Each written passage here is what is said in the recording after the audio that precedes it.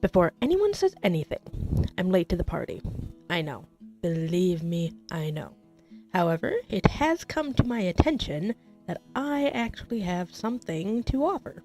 7 seasons behind or not. I've been watching reviewers for quite a while and I've been wanting to offer my thoughts, but I wasn't sure there was anything constructive I could add.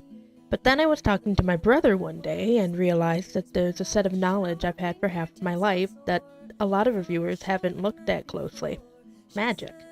I became a Wiccan when I was 12 and have studied the ins and outs of real-world magic since then. And I have noticed that almost all the magic in My Little Pony can be applied to the same basic principles.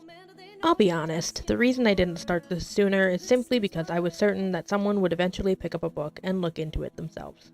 But apparently not. Everyone just wrote it off as it's magic, don't question it, while questioning it at every turn. I started thinking about actually jumping into the fray, but I kept having anxiety over the decision. I'm late to the party. What if nobody actually cares? What if too many of you care? What if I can't handle it? Then someone decided to ask the right question, I guess. How does magic work? Well, here I am. And the very basic way to explain magic is this. Energy and intent. There are several other components, but we'll start with these. Energy. Now, you don't need to be religious or spiritual to get this part. I myself have a fairly scientific understanding of this. If you're familiar with string theory, you'll know what this is. If not, well, here's the basic idea. Everyone and everything is made up of the same stuff. String theory refers to this as matter. In Wicca and Magic, we call it energy, or spirit. We'll use energy. This is the first half of what makes magic possible. A magic user will channel his or her spiritual energy to power his or her magic. In MLP, we can usually see the energy. That's the light around the unicorn's horn in an object. Intent. Intention is crucial to magic use.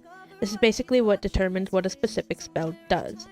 Intent gives a magic user a direction to focus their energy and is what marks the difference between a healing spell and a banishing spell. With proper energy and intent, magic is possible. Meditation is a simple exercise based on these factors and the first thing a magic user does to practice them.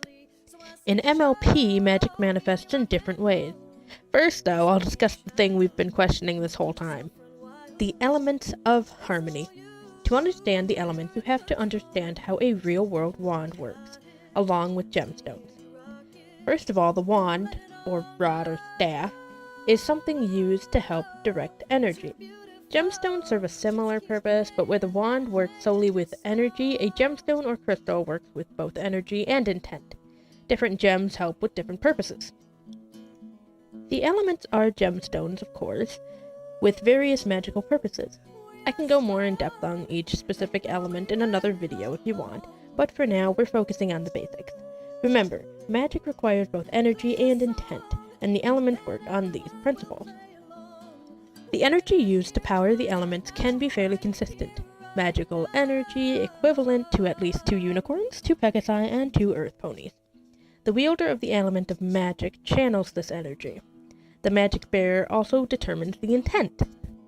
Intents used with the elements thus far have been banishment, cleansing, sealing, destruction, releasing, healing, summoning, and certain combinations in different situations. I'd go into more detail, but this is already getting pretty long for an introductory video. If you want me to cover anything else, go ahead and leave a comment below. I'll be back soonish with a more in-depth analysis of the elements of harmony. Until then, stay magical, every pony. Blessed be.